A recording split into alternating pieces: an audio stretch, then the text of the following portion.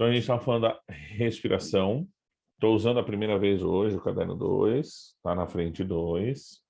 Semana passada a gente fechou 1, a parte de tipos de respiração, classificação.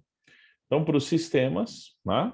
Qual é o sistema, qual a função, classificação e o funcionamento. Então, nós estamos aquele grupo digestório, respiratório, circulatório e excretor, em que a gente tem que ter um pouquinho mais de noções de como eles trabalham, de como eles funcionam. Por isso, a gente especifica a respiração do ser humano, assim como nós fizemos com a digestão do ser humano, tá? Da respiração humana. Lembrando que a respiração era o processo de trocas gasosas, né? Aonde acontecia a difusão dos gases do meio para dentro do corpo, ou a hematose, quando ela é do meio para o sangue, caracterizava o tipo de respiração. Então a gente viu que os que não tinham sistema respiratório tinham respiração por difusão, ou era pela pele, respiração cutânea, né, tegumentar, tinha as brânquias dos animais aquáticos, tinha lá da aranha filotraqueal, do inseto traqueal, e a nossa, como de todos os cordados, né, que inclui peixe, anfíbio, réptil, ave e mamífero, é a respiração pulmonar. E aqui uma ressalva aos anfíbios, né? O peixe, lógico, branquial. O anfíbio, quando ele é larva, ele tem respiração branquial. Quando ele se torna adulto, ele tem respiração pulmonar e cutânea. Tem as duas, né? E então ele passa aí a vida dele com quase 3 tipos de respiração. Aí os répteis, aves e mamíferos têm respiração do tipo pulmonar, muito semelhante a nós, tá? Então, quais são os órgãos respiratórios, né? Então, a gente tem o caminho, né? Fossas nasais, faringe, laringe, traqueia, os brônquios, aqui os brônquios primários, e o ar, né, o gás, chega ao pulmão, tá? E aí, no sentido oposto ao retorno, né, do gás respiratório. Então, sobe pelo pulmão, brônquios primários, traqueia, laringe, faringe e as fossas nasais. Então, um pouquinho só da anatomia do nosso sistema respiratório, tá? Essa anatomia é interessante quando a gente pensa no funcionamento do nosso sistema respiratório, tá? Então, nossa respiração do tipo pulmonar, com um pulmão alveolar. Mas eu queria que vocês tivessem uma atenção a essa parte aqui, ó, embaixo do pulmão, a esse músculo aqui, ó, tá? Esse músculo, não está escrito aqui, recebe o nome de diafragma, tá? Recebe o nome de diafragma. No nosso processo respiratório, a gente tem que fazer o ar entrar aqui, ó. Tá? Ele vai entrar, vai passar aqui pelas cartilagens, chega nos brônquios, tá? Nos bronquíolos, que são menores, até atingir o alvéolo pulmonar. Então, o que é o alvéolo pulmonar? É a estrutura responsável pela troca gasosa. Então, vai trocar o oxigênio e o gás carbônico dentro do alvéolo pulmonar. Então, o alvéolo parece uma bexiguinha, tá? Parece uma bexiguinha. O ar entra aqui, a parte que está em contato com a parede sofre a hematose, a troca. A parte que não está em contato, a parte que está aqui no centro, não faz absolutamente nada. Então, os gases vão entrar, vão sofrer difusão no pulmão, dentro do alvéolo, e passar para o sangue. Então, seja o oxigênio indo para o sangue, o gás carbônico saindo do sangue, tá? Então, na respiração do tipo pulmonar, a hematose vai acontecer nos alvéolos pulmonares, tá? Deixa eu ver aqui, respiração diafragmática é aquela que enche até a parte de baixo do pulmão? Se você respirar fazendo muita força e sentir o abdômen ir para frente, você está fazendo a respiração diafragmática, tá? A parte baixa do pulmão trabalha também. Deixa eu ver, tinha mais pergunta. Ajuda em crise de ansiedade? Segundo, peraí.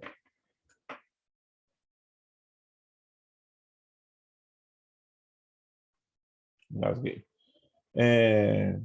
Imagina, nós estamos na página 14, tá? 14? Esqueci já. Página 18, desculpa.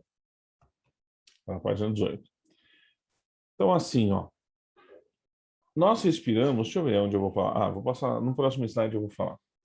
Nós respiramos por uma diferença de pressão, tá? Então, até antes de eu pôr o próximo, é bom para a gente pensar no que vai acontecer. Então, se a respiração vai acontecer por diferença de pressão, eu quero que o ar entre no pulmão, significa que a pressão, a força de ar fora do pulmão, tem que ser maior ou menor do que a força de ar dentro do pulmão.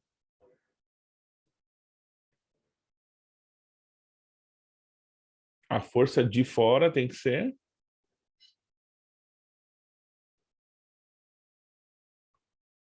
A força de fora tem que ser maior. A pressão de fora tem que ser maior e o ar entra dentro do pulmão, tá?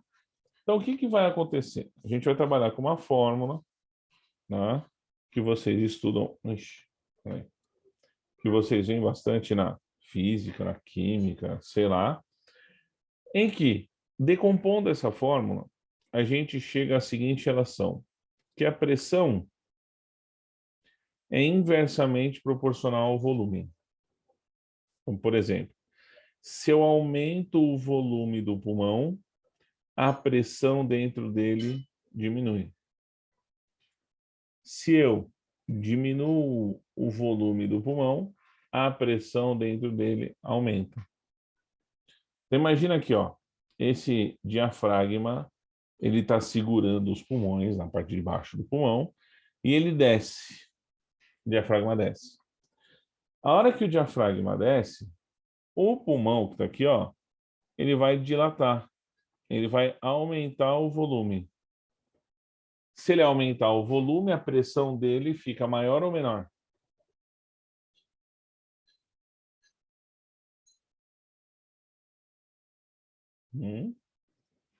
Se eu aumentar o volume, a pressão fica menor. Então, a pressão dentro do pulmão fica menor. Logo, a pressão de fora é maior e o ar entra. Então, você está aí sentado, né, espero eu, assistindo a aula, você está numa respiração que às vezes você nem sente que está respirando. Então, seu diafragma desce e sobe. Desce e sobe. Quando ele desce, ele puxa o pulmão para baixo, aumenta o volume do pulmão, o que faz a pressão dentro do pulmão ficar menor. Como a pressão de dentro do pulmão fica menor, a de fora fica maior, o ar entra. O ar entra. Quando a gente vai expulsar o ar, é exatamente a mesma coisa. Ó.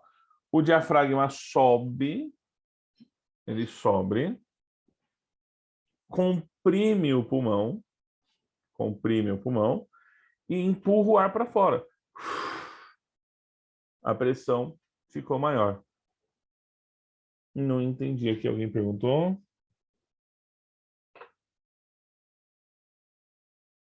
Cadê? Então, aqui, tem uma pergunta aqui. Os alvéolos estão dispersos no pulmão? Os alvéolos formam os pulmões, tá? Então, se você pudesse pegar um pulmão na mão assim, ó, ele está cheio de alvéolos, cheio dessas câmaras ocas, como se fosse uma esponja o pulmão, tá? E aí, conforme você destrói os alvéolos, essa região fica endurecida, fica ressecada, fica escura, tá? E aí vem aquela famosa foto, né, que tem atrás do rótulo do cigarro, do que faz o pulmão, né, do pulmão normal, pulmão de alguém que fuma. Então, tem essas considerações, tá? A hematose, que estão perguntando aqui no privado, é a troca de oxigênio e gás carbônico, a troca de gases, que acontece com o sangue, tá? Então, a troca de oxigênio e gás carbônico que acontece com o sangue. Então, assim, eu quis usar esse desenho para falar essa relação de pressão e volume, porque eu acho mais fácil, né, de te mostrar nesse desenho do que nesse outro aqui, tá? Então, veja, quando a gente respira fundo, ó, se você fizer força para respirar fundo, você vai ver que a sua caixa torácica vem para frente, para cima, você arqueia as costas, o diafragma desce, comprime a barriga. Então, a hora que os músculos, tá, um processo físico, se mexem, contrai, aumentando o volume do pulmão, ó, aumentou o volume do pulmão, a pressão de dentro do pulmão diminui. Então, o ar vai entrar, entra o ar. Quando você relaxa essa musculatura, ó, volta a caixa torácica para o normal. O diafragma sobe para a posição original que ele estava, a pressão aumenta, porque o volume diminuiu, tá? Comprimindo, e aí a força do ar interno fica maior do que o externo, e aí o ar vai sair, tá? Então o arzinho sai. Muito fácil, médio ou difícil falar dessas mudanças físicas. Então, assim, ó, quanto mais músculos passarem por isso, quanto maior a musculatura que você usa para relaxar o processo, mais ar você vai conseguir inspirar e expirar, tá? Então a gente costuma falar que a respiração em repouso, que é a que você tem aí, sentadinho, assistindo aula, sei que alguns estão deitados, outros estão jantando, não tem problema. Esse ato de respirar sem fazer força, que às vezes você nem percebe que está respirando, é uma respiração que vai acontecer apenas com o estímulo do diafragma, tá? Se o pulmão for perfurado, a gente não tem essa diferença de pressão, perfeito, né?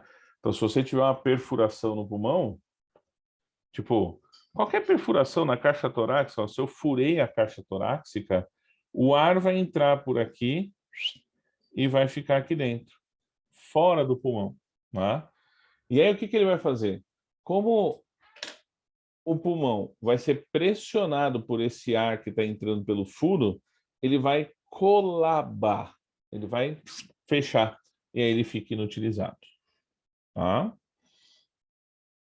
O que se deve fazer, na verdade, é fechar o furo. Pode ser com o seu dedo mesmo, se tiver sangue frio para isso. Você fecha o furo para não deixar ele esmagar o outro pulmão pela quantidade de ar maior. Tudo bem? Entendi, tem relação de volume e pressão? Pensa assim, quer ver, ó? Ah, tá aqui em cima, ó. Lembra aquela fórmula PV-NRT? Aqui, ó. A pressão e o volume são grandezas indiretamente proporcionais. A pressão, a pressão é igual, será aqui o valor de NRT dividido pelo volume. Então, se de um lado ele está multiplicando, do outro ele passa dividindo. Então, nesse caso, as grandezas, pressão e volume, são inversamente proporcionais. Se o pulmão aumenta o volume, a pressão nele diminui. E aí a pressão de fora fica maior do que dentro e o ar entra. Se o volume diminui, então a pressão no pulmão aumenta, vai empurrar o ar para fora. Tá? Calil, o pessoal está perguntando aqui do furo, né? Vamos supor que você teve uma perfuração na caixa torácica, tá? A partir do momento que ocorrer essa perfuração, começa a entrar ar em você. Começa a entrar ar dentro do corpo, tá? Esse ar, ele vai entrar, vai seguir o caminho do furo e vai entrar na caixa torácica e vai começar a preencher o espaço da caixa torácica. O pulmão que estava lá dentro começa a ser comprimido, começa a ser como fala, começa a ser esmagado, pressionado. Entendeu?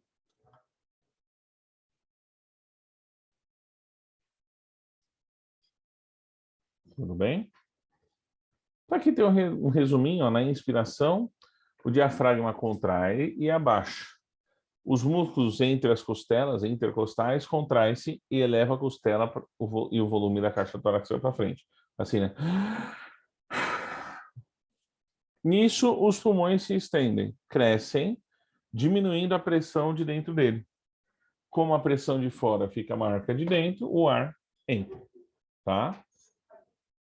Se esse processo é um processo físico, não é nem químico por enquanto, é só físico, por diferença de pressão, o que acontece com uma pessoa que tem que ficar em grandes altitudes?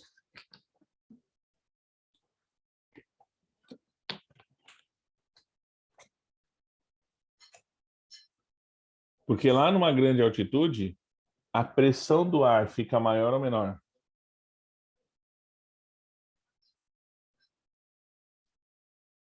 Fica menor. Não. Deixa eu pegar aqui. Santos e São Bernardo. Aqui, São Bernardo e Santos. Tá? Olha a quantidade de ar que tem na sua cabeça em Santos. Olha a quantidade de ar que tem em São Bernardo, na sua cabeça em São Bernardo. Então, a pressão aqui, ó, ela é muito grande. E a pressão aqui, ela é pequenininha. Tá? A pressão na altitude é menor. Então, se eu moro numa região de muita altitude, eu moro lá em La Paz, 3.000 metros acima do nível do mar, nós, por exemplo, se eu não me engano, estamos em 980 metros. Tá? Fiquei lá em cima, cheguei lá, a pressão de fora é muito pequena. Alguém acertou a resposta aí da pressão da pergunta que eu fiz? E aí você quer respirar. Independente de qualquer coisa, pressão, tá? Se a pressão de fora para o ar entrar em você tem que ser maior do que a sua. Então, se a pressão de fora for muito pequena, eu vou ter que criar uma diferença de volume no meu pulmão muito grande. Eu tenho que estender ele ao máximo. Eu vou fazer força. Tem algumas pessoas que vão para essas regiões de grande altitude e passam mal porque não tem força para respirar, tá? Como assim ocorre isso, né? Debaixo d'água, a pressão se comporta de uma forma diferente, tá? Porque daí você tem a cada 10 metros uma atmosfera, uma ATM. Então, quanto mais fundo, maior a pressão. Quando você toma uma bolada nas costas e fica assim, o que aconteceu? O nosso corpo, né, a nossa musculatura, reage a estímulos mecânicos. Então, se pegar seu dedo e bater aqui no seu peito, você vai ver que o músculo, né, o músculo peitoral, ele contrai sozinho. Então, como é que vai ser se você tomar uma bolada nas costas? Na hora que você toma uma bolada nas costas, os músculos da caixa torácica contraem sozinhos. E aí você solta o ar. E por um tempo, depende da força da bolada, ele fica contraído. Você não consegue respirar direito, né? Até que as coisas se equilibram depois, tá? Então, em grandes profundidades, a pressão é maior. Praias são os lugares mais fáceis de respirar? Com certeza, tá? Então, quando você está, na verdade, ao nível do mar, há a maior chance de você ter ar atmosférico, tá bom? Tudo bem? Para mostrar esse sistema, tem uma experiência bacana. Eu deixei aqui indicada, né? Tá valendo. Então, essa bexiga aqui de baixo, ó. Pra cá. Essa bexiguinha aqui representa o diafragma. A hora que o diafragma desce, deixa eu pôr aqui. A hora que, cadê? O diafragma desce, o pulmão se expande, ocupando mais espaços, tá? Isso significa que o volume do pulmão aumentou. O volume do pulmão aumentou a ponto da pressão lá fora ficar maior que lá de dentro. Então, por isso que o ar entra aqui na inspiração, tá?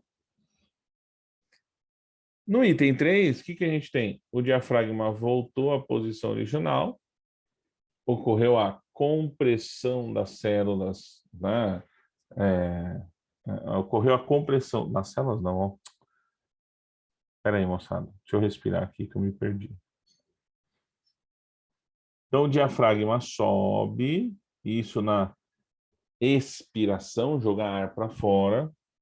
A hora que o diafragma sobe, o ar sai porque a pressão ficou maior. E aí a bexiguinha automaticamente ela vai murchar porque ela ficou enrolada. Tá? Então, para é lugar mais fácil de respirar? Sim, para é lugar mais fácil para respirar. Tá bom? Esse sistema é bacana, dá para você fazer em casa, bem bonitinho. É só umas bexigas e uns vidros aí. Como é que acontece? Então, depois que respirou, depois que teve a diferença de pressão, depois que o ar entrou no corpo, como é que acontece o transporte desses gases, tá? Então, o processo de hematose vai acontecer aqui, ó. Basicamente na hemoglobina, né, na proteína respiratória, proteína férrica, que está dentro da hemácia. Hemácia, essa célula sem núcleo, que é assim para que tenha um volume de oxigênio maior. Na verdade, é assim, ó, guarda essa informação que é importante. A hemácia é uma célula tão diferenciada que ela não tem nem núcleo, para não ter taxa metabólica, para não produzir substâncias, e ela não tem mitocôndrias. Por que que a célula que transporta o seu oxigênio não tem mitocôndrias?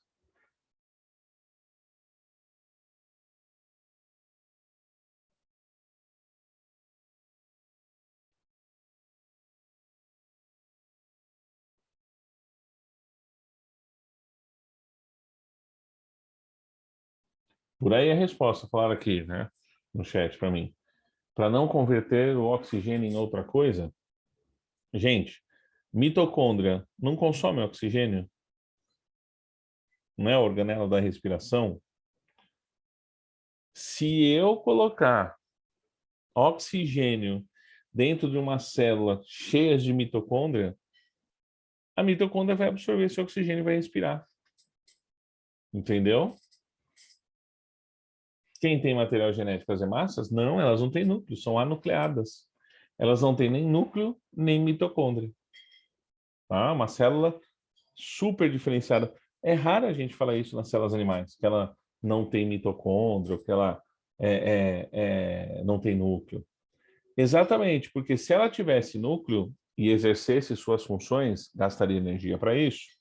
Ou se ela tivesse mitocôndria, a mitocôndria dela ia consumir o oxigênio que ela está pegando, ela não ia transportar ninguém, ela só ia consumir o oxigênio.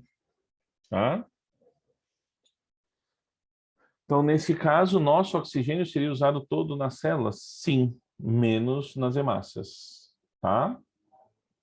Nas hemácias, quando sofrem hematose, pegam o oxigênio, não gastam esse oxigênio, porque ela não precisa de oxigênio para sobreviver, porque ela não tem núcleo e ela não consome, não tem mitocôndria. Tá?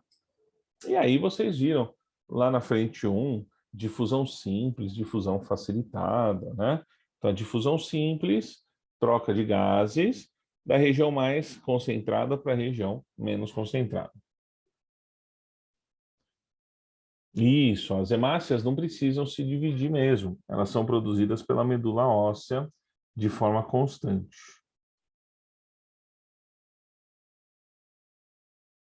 Como assim? Não entendi.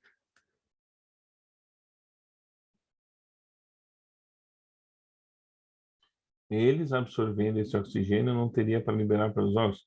Então, se as hemácias absorvessem esse oxigênio e consumissem oxigênio, não ia conseguir levar oxigênio para todas as partes do corpo, tá? Vou ver aqui. Não entendi como ela não se mantém viva. Quem não se mantém viva? A célula está viva, ela só não tem núcleo.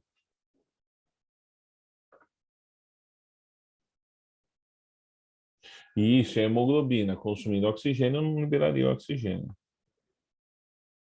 como ela se mantém viva, ela não se mantém viva por tanto tempo, né?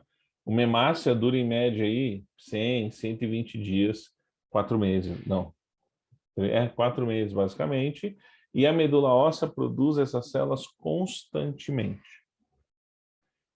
24 horas por dia, sua medula está produzindo os elementos sanguíneos, tá?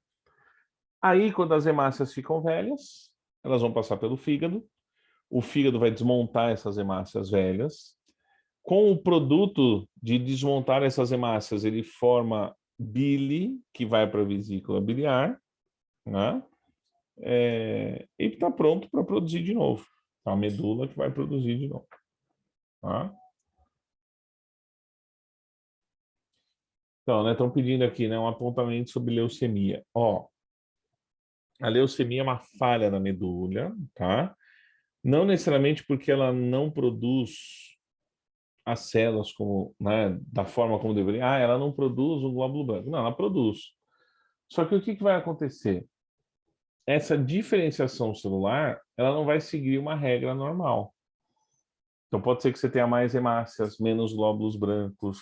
Então, esse número dessas células do sangue ficam todos alterados, tá? Tem mais uma. Aquela adaptação que os jogadores de futebol fazem para ir jogar na Libertadores, por exemplo, devido à baixa pressão, envolve a produção de mais hemácias? Então, ó, se você ficar numa região com pouco oxigênio por, tipo, mais de um mês, você ficou, foi morar um mês lá em La Paz, na Bolívia, tá? O seu corpo, para compensar a baixa chance de achar oxigênio, então, para compensar a baixa chance, né, de conseguir o oxigênio, o seu corpo produz mais hemácias. E aí você fica com mais hemácias circulantes. Agora, isso demora um tempo para acontecer. Demora aí pelo menos um mês e pouquinho, para você começar a ver mais hemácias no sangue para fazer o transporte dos gases. Então, o que algumas pessoas fazem, né? Alguns atletas, por exemplo, eles injetam hormônios sintéticos, né? Os hormônios aí do rim, que aumentam a produção dessas células para servir como doping, né? Mas a maioria hoje faz essa aclimatação em lugar de grande altitude, fica uns meses, uns dias lá, umas semanas, até um mês, e produz mais hemácias. Mas não é bem o que você perguntou, porque você perguntou assim, ó, na hora que o cara vai jogar nesse lugar, ele não vai antes, ele vai na hora do jogo. Ele não fica muito tempo antes na cidade, ou não fica muito tempo antes na altitude da cidade que ele precisa. Ele vai para uma outra cidade e só vai para o jogo na hora do jogo. Por quê? Porque como é um processo que demora a produzir mais hemácias, ele está cansando. Ele está... Tudo está mais difícil. Ele está fazendo mais força para respirar, porque a pressão de fora, que é pequena, tem que ficar maior que a pressão do corpo dele. Então ele tem que fazer mais força para respirar. Ele cansa, né? Aí no intervalo os caras vêm com oxigênio, sei lá o que permite, o que não permite. Então, para não ficar aqui esperando e cansando, que eles optam por fazer o quê? Vamos para aquela região na hora do jogo, senão a gente vai ficar cansado. Tá? Então, esse gás carbônico e esse oxigênio, eles vão passar pelo próprio líquido plasmático, a parte líquida do sangue, vão passar pela hemoglobina e eles vão passar na forma de bicarbonato, tá? Uma consideração importante aqui é isso, ó. É um gás interessante, o pessoal costuma comentar às vezes, o CO, tá? O que é o CO? O CO é diferente de CO2, tá? O monóxido de carbono, ele é altamente estável. O que isso significa? Que ele se liga à célula sanguínea, ele se liga à hemoglobina e não sai. Fica preso lá e inutiliza a hemácia. Tá? Então, monóxido muito decorrente das combustões incompletas. Tem monóxido no sai no cigarro, por exemplo, combustíveis fósseis, enfim, né? São várias as fontes de monóxido de carbono. Então, como ele se liga à hemoglobina e não solta, o que ele vai causar? Ele vai causar a asfixia, tá? Uma morte por asfixia. Ó, todo ano acontece mais ou menos nessa época. Ano passado eu não lembro, que a pandemia mascarou um pouco as coisas. O pessoal que tem aquecedor, isso, aquele aquecedor a gás, ou que tem lareira, né? O cara pega o aquecedor a gás, tem o gás ligado, ele esquenta, passa água, ele esquenta a água. Ele tem um caninho, um negócio lá grande, até não é pequeno, que vai lá para fora da sua casa. Por quê? Porque a combustão do gás gera monóxido.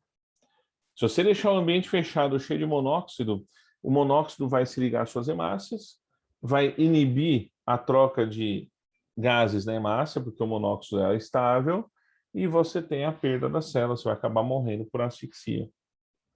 Tá? Você entra em narcose, falta oxigênio, desmaia e acaba morrendo. Teve o ano retrasado, né, o ano passado eu não vi nada referente a isso, o ano retrasado, uma família inteira que morreu, acho que na Argentina, uma família de brasileiros, porque fez isso. Teve um aqui em Santo André, aqui na cidade de Santo André, na verdade é de São Bernardo, né, mas a família estava em Santo André, foram viajar, fecharam a janela, deixaram o caninho para dentro, chegaram de viagem, foi todo mundo tomar banho, ligaram aquecedor e esqueceram de pôr o caninho para fora, né? Então, isso causou a asfixia da família inteira. Isso, mulher na novela matando outra com... Pega uma mangueira, põe no escapamento e põe dentro do carro, tal. Então, é exatamente isso, né? A morte por asfixia de monóxido de carbono, tá? O que a gente viu até agora, para fechar, né? Tá aqui. O que a gente viu até agora foi o processo de respiração, não é? Então, o processo físico depende de músculos, diferença de pressão, de volume. Agora, o que controla a velocidade com que você respira, é o que a gente chama de frequência respiratória, já é um pouquinho diferente. É no cérebro, tá? Tem uma região aqui chamada de bulbo. Um dia a gente vai desenhar isso aqui tudo bonitinho. E esse bulbo, ele sente o pH do sangue. Ele é um sensor de pH.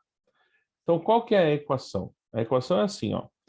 Se tiver um monte de CO2, esse CO2 se liga com água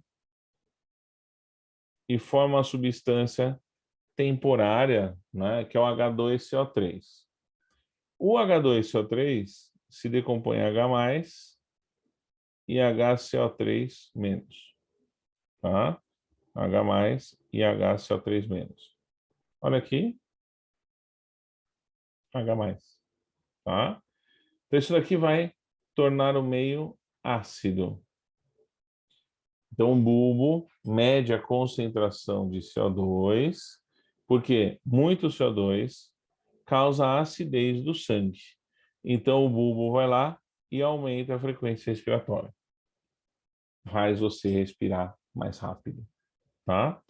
Fazendo você respirar mais rápido, você vai expulsar o excesso de CO2, devolvendo o pH ao normal. Então, muita gente acha que a gente respira por falta de oxigênio, quando, na verdade, a gente respira para eliminar o excesso de CO2. Isso é muito doido,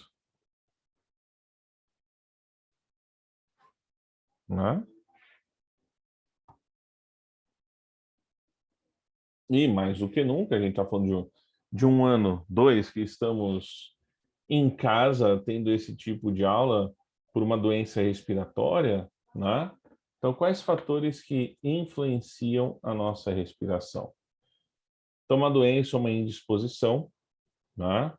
O estresse causa hiperventilação, a idade altera a frequência respiratória, geralmente a frequência diminui, capacidade pulmonar diminui. Eu já ouvi dizer que quando está frio, tem gente que sente uma dor no peito quando respira, mas normalmente é no frio. Sei não. É, no frio você vai.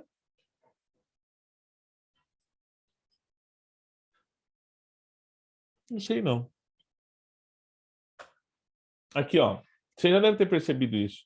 Depende da postura, da posição do seu corpo. Se você estiver agachado, comprimido, né? Você não consegue respirar direito. Então você altera e influencia a respiração do indivíduo. Você tem a questão dos narcóticos, das drogas, tá? Que podem mudar a velocidade, né? Tem lá drogas que inibem a ação do bulbo respiratório, então a pessoa respira menos, né? E o exercício, né? Exercício também altera a sua capacidade respiratória, tá? Então são alguns fatores que eu enumerei que alteram nossa capacidade respiratória. Para fechar, né, características da nossa respiração, a frequência varia com a idade, principalmente. Tá? Então, você tem aqui uma frequência que varia com a idade. Os adultos, né, as crianças e os bebês, percebam que os bebês respiram mais rápido, tá? Que é respirações por minuto, ok? Você tem a característica da profundidade ventilatória, de respirar fundo, tá? E o ritmo respiratório. O ritmo é legal porque às vezes o ritmo, né, característica da respiração, a respiração tem o seu ritmo. Pode ser que você estava, como fala, é, correndo e falando, já fez isso na aula de educação física, correndo e falando. E aí, de repente, por estar correndo e falando, você começa a ter uma dor do lado, né? É, a dor no baço. Por quê? Porque o diafragma estava baixando, você estava respirando muito profundamente e encostou no baço, por isso que dói um pouquinho. Não entendi. Quem fuma cigarro e treina, ninguém fez essa indagação aqui, não entendi bem. Hiperventilação é você respirar mais rápido. Ah, aqui, ó. Lavou o banheiro com cloro e quase morreu. O que aconteceu ali com você foi o seguinte: o cloro ele rouba a umidade, ele é higroscópico. Então, se você passou muito cloro no ambiente fechado e está respirando lá, ele está desidratando você. Lembra que a difusão sempre acontece no meio aquoso? Então, se seus alvéolos estão desidratados, ele vai difundir menos os gases. Então, isso dificulta a respiração. Aí você usa a máscara, mas não é qualquer máscara, não. Não é?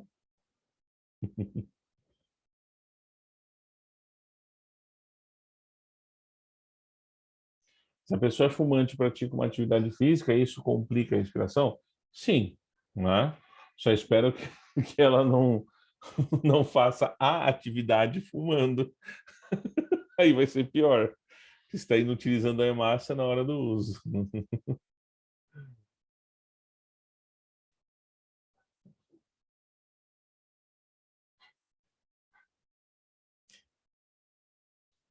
Isso, quanto menor o ser, né, que o bebezinho, e também porque ele é mais jovem, está fazendo mais reações, maior a taxa metabólica, né? Maior a taxa respiratória também, porque é por ela que produz energia. Quem tem com problema do cloro na hora da água, na hora de nadar, tem piscinas de alguns clubes que não são tratadas com cloro.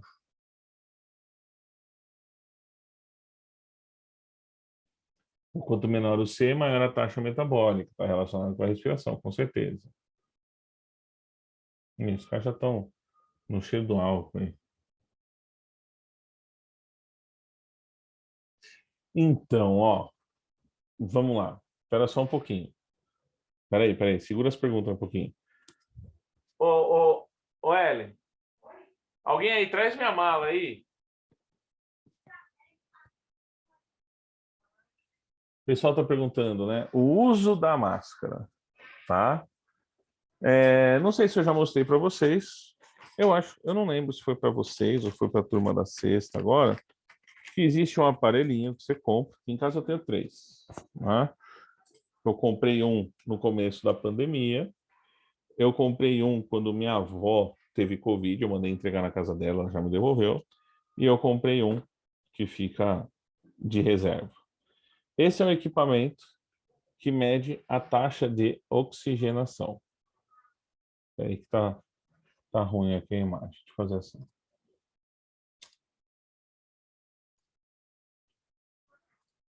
Fazer assim. Então, corta minha filha. Então tá aqui, ó. Ele calcula taxa de oxigenação. Deixa eu ver. É assim mesmo, tá? Então esse oxímetro, ele calcula o batimento cardíaco e a taxa de oxigenação. Então meu batimento cardíaco está em 84 batimentos cardíacos.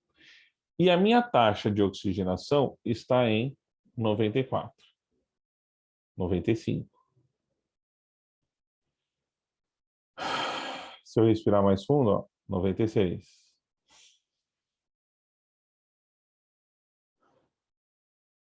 E vai ficar por aí, entre 95 e 100%, tá?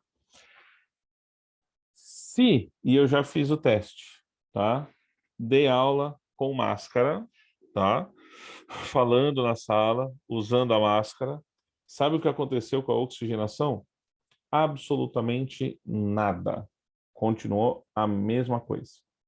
Agora deu pau aqui no negócio. Tô acabando a pilha.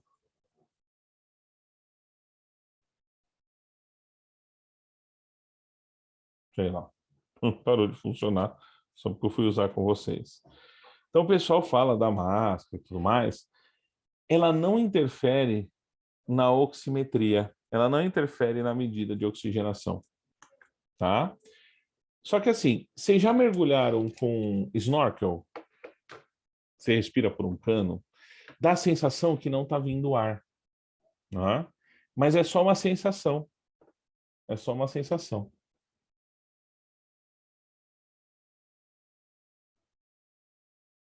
Isso, tem os smartwatches que tem lá, né? Tem celular que tem. Acho que meu celular tem. Não sei qual que é aqui. Ele tem aqui, mas tem que tirar da capinha para usar. Ele mede aqui, ó. Você tem um oxímetro lá. Não é, enfim, né? O melhor é o oxímetro de dedo mesmo. É o mais confiável, o mais antigo. E aí, por que que eu compro um negócio desse? Porque quando começou o negócio da Covid, e um dos processos, né, da Covid é diminuir a oxigenação, eu falei, pessoal, rastreie sempre, porque você pode estar assintomático, mas a taxa de oxigenação, ela é o fator principal, né?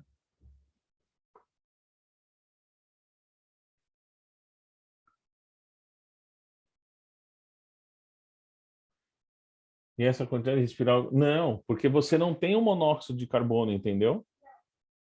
Se você tivesse o monóxido de carbono sendo liberado da sua respiração, aí você teria a sua asfixia, mas não tem, não sai monóxido da respiração.